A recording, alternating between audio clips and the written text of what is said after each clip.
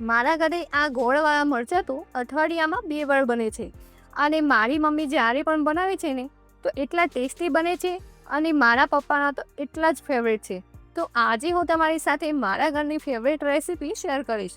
આ મરચાં રોટલી, રોટલા, પરાઠા કે થેપલા સાથે તમે એન્જોય કરી શકો છો. એટલા સરસ બનીને તૈયાર થાય છે કે તમે એકવાર બનાવી લીધા તો વારંવાર બનાવો એટલા ચટપટા લાગતા હોય છે. તો ચાલો બનાવીએ ગોળવાળા ચટપટા મરચાં. તો ગોળવાળા મરચાં બનાવવા માટે મેં અહીંયા આ રીતે થોડા લીલા અને પતલા હોય એવા મરચાં લીધેલા છે. અહીં મેં થોડા તીખાશવાળા મરચાં લીધા છે. જો તમે તીખું ન ખાતા હોય તો મોળા મરચાં પણ લઈ શકો છો. મેં અહીં સારી રીતે ધોઈ મરચાંને સાફ કરી લીધા છે અને હવે આપણે મરચાંના ડીટીયાનો ભાગ કાઢી લઈશું. તો આ રીતે મેં અહીંયા બધા જ મરચાંના ડીટીયાનો ભાગ કાઢી લીધો છે. હવે આપણે મરચાંને મીડિયમ સાઇઝમાં એકદમ નાના નાના એવા કટ કરી લઈશું. અહીં તમે મરચાંને થોડા મોટા એવા પણ કટ કરી શકો છો, પરંતુ આ રીતે નાની સાઇઝમાં કટ કરશો ને તો ખાવાની એકદમ મજા આવશે. તો અહીં આ રીતે આપણે બધા જ મરચાં કટ કરી લઈશું અને સાઈડમાં તેને મૂકી દઈશું. હવે ચટપટા મરચાં બનાવવા માટે મેં અહીંયા એક પેન ગરમ કરવા રાખ્યું છે અને તેમાં 2 થી 3 ચમચી જેટલું તેલ એડ કરી દઈશું. તેલ સારી રીતે ગરમ થઈ જાય એટલે આપણે તેમાં અડધી ચમચી જેટલી રાઈ એડ કરી દઈશું. જ્યારે રાઈ ફૂટવા લાગે ત્યારે તેમાં અડધી ચમચી જેટલું જીરું એડ કરી દઈશું અને જીરું સતરાઈ જાય એટલે આપણે તેમાં 1 પિંચ જેટલી હિંગ એડ કરી દઈશું અને હવે તેમાં અડધી ચમચી જેટલી હળદર એડ કરી દઈશું. બધી જ વસ્તુ સારી રીતે સતરાઈ જાય એટલે આપણે તેમાં કટ કરેલા મરચાં એડ કરી દઈશું અને મરચાંને પણ સારી રીતે સાતરી લઈશું. અહીંયા આપણે મરચાંમાં બીજું કંઈ જ એડ નથી કરવાનું, ફક્ત મીઠું, હળદર અને ગોળ જ એડ કરીશું. એકદમ સિમ્પલ રીતે આ રેસીપી બનીને તૈયાર થશે. હવે આપણે તેમાં સ્વાદ અનુસાર મીઠું એડ કરી દઈશું.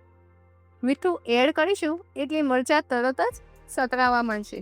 અહીં લો ગેસની ફ્લેમ પર મરચાંને 2 થી 3 મિનિટ માટે કૂક કરવાના છે. અહીં આપણે પહેલાં મરચાંને તેલની અંદર જ કૂક કરવાના છે. હવે મરચાંને ઢાંકણ ઢાંકીને 2 મિનિટ માટે ચડવી લઈશું. તો અહીં તમે જુઓ 2 થી 3 મિનિટ પછી મરચાં સારી રીતે સોફ્ટ થઈ ગયા છે. તો તેને સારી રીતે મિક્સ કરી લઈશું. સારી રીતે મિક્સ થઈ જાય એટલે આપણે તેમાં 2 ચમચી જેટલું ધાણા જીરું પાવડર ઉમેરી દઈશું અને મરચાં સાથે સારી રીતે મિક્સ કરી લઈશું.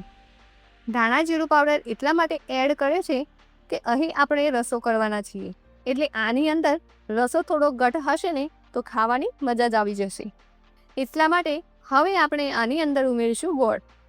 તો અહીંયા મેં 2 મોટી ચમચી જેટલો ઝીણો સમારેલો ગોળ લીધેલો છે અને તેને એડ કરી દઈશું અને ગોળ એડ કર્યા પછી તરત જ તેની અંદર પાણી એડ કરી દઈશું. જો તમે એકલો ગોળ ઉમેરશો તો મરચાં એકદમ કડક અને ચવડ થઈ જશે. મરચાં ચવડ ન થાય એની માટે 2 થી 3 ચમચી જેટલું પાણી ઉમેરી અને સારી રીતે મિક્સ કરી લઈશું અને હવે મરચાંને થોડી વાર માટે ઉકાળી લઈશું.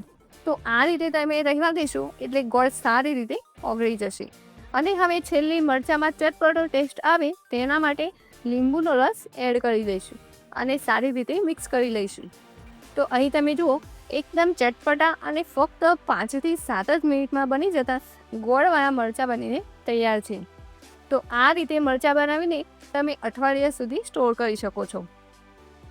તો તમને મારી આજની રેસીપી કેવી લાગી કોમેન્ટ કરીને જરૂર કહેશો અને વિડીયો ગમી હોય તો લાઇક, શેર અને સબસ્ક્રાઈબ કરવાનું ના ભૂલતા.